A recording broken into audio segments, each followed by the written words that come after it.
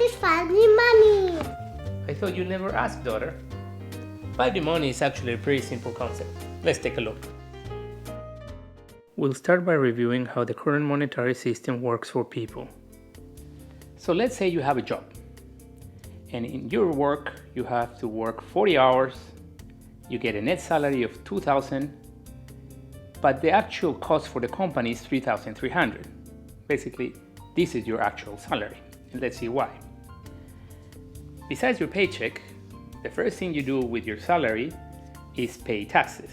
And there are other social benefits such as pensions that are also deducted directly. Then the company will pay a health insurance for you. And with the money, you're going to buy some food, you're going to pay rent or the mortgage, you spend some money in transport, whether it's public transport or your car for gas, insurance, parking.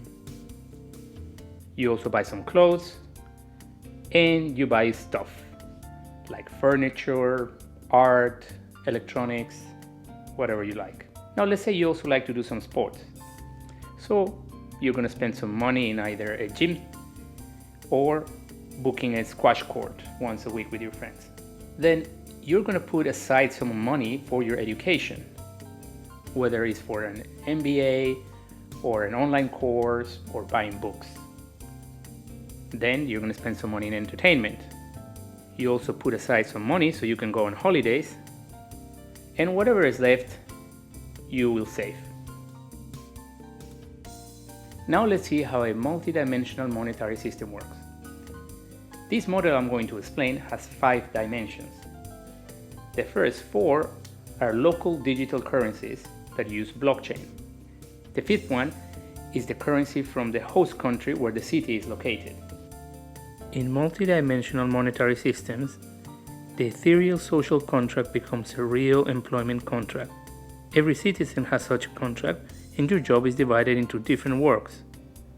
For each work, you get paid in a different dimension. The first dimension is from the community or food sector work. Here you work 4 hours a week, and with this you get digital currency that you can spend in supermarkets and restaurants. The second dimension is your work, your career. Here you have to work 24 hours a week.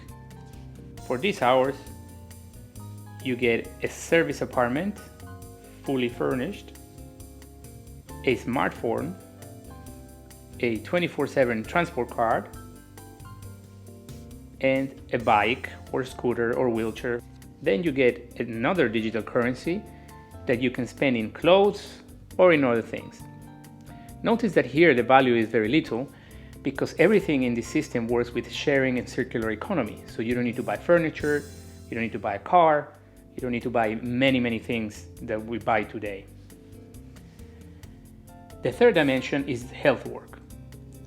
Here you have to work 13 hours a week in between meditation, yoga, and sports. And in return for these 13 hours, you get your health insurance card, which covers all treatments and medicines, and you get a sports club membership to all the sports facilities in the city. The fourth dimension is the learning and teaching dimension. Here you have to work 5 hours a week. Now you always have to be learning and studying something, and for these 5 hours a week you get the tuition to all the courses you want to take, the materials for these courses, and you get some money for entertainment, such as cinema, going to bars, concerts, whatever you like. The fifth dimension is the voting duty and the bonus for your work. Here you need to work 2 hours a week. These 2 hours are to participate in the direct democratic system. And it's a performance bonus on your career work. It complements what you get paid on the second dimension. This is the currency from the host country. So of course, the first thing you need to do is pay taxes to the central government. Then you can put some money aside to go on holidays, and if there's anything extra, you can save it. But note that this currency you cannot spend in the city, because all the goods and services in the city are provided with these local currencies. Also notice that the social services such as pensions are not set aside because in this city there is zero unemployment and the social contract stipulates that everybody has a job. As you get old, you have to work less, but everybody can be useful to society. Now let's look at some particular aspects of these 4 digital currencies. First, you can't accumulate these currencies. So this means there is no incentive to over-extract the resources from the ecosystem. They expire after 2 months. This period can be adjusted according to the community's preferences. This means that there's going to be less gender and income inequality. If you can't accumulate, it's easier to share. And another aspect is that these currencies are pegged to the natural and human resources present in the ecosystem. Today, governments and banks print money whenever it's convenient, but they're not pegged to gold or any other asset. Here they are. So the value, the pricing of things is actually given when the demand and the supply from the ecosystem meet. And this is very important because the objective in this model is the equilibrium of the ecosystem, not economic growth. As you can see, this model works by redefining work and assigning a different currency to different tasks. This allows us to have a better quality of life. Now let's take a look in the current work. We said that you were working 40 hours. But if we have the 40 hours and we add 4 hours of sports a week and 2 hours in education, it means you're actually working 46 hours. Now let's compare it to this 5D money. We said that for the community and food sector work, you had to work 4 hours. Then for your work, you had to work 24 hours. For health work, 13 hours. For learning and teaching, 5 hours. And the voting duty and your bonus work, 2 hours a week.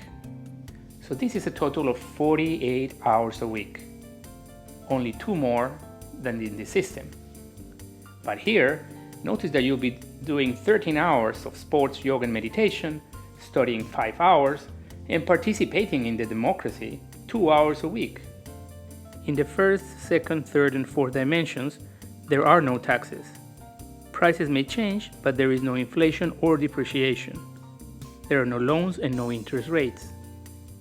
By contrast, in the fifth dimension, travel money is subject to taxation and all the usual monetary phenomena such as inflation, devaluation, and depreciation.